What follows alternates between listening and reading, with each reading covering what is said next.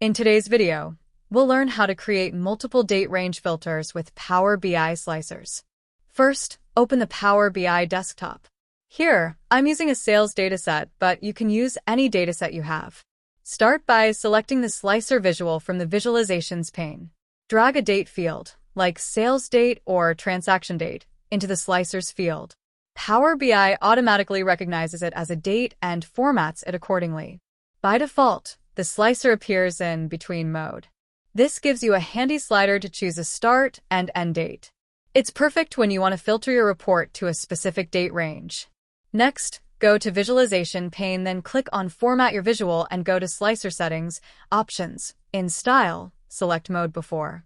This lets users pick a cutoff date, showing all data before that selected date.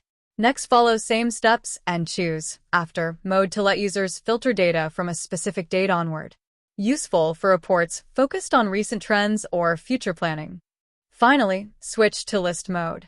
This displays individual dates in a scrollable list. Great for reports where you want users to pick exact dates. And that's how you create a flexible, user-friendly date range filter in Power BI using slicers. Don't miss out on the opportunity to transform your data into actionable insights. Your learning journey doesn't have to end here. Subscribe now and explore more.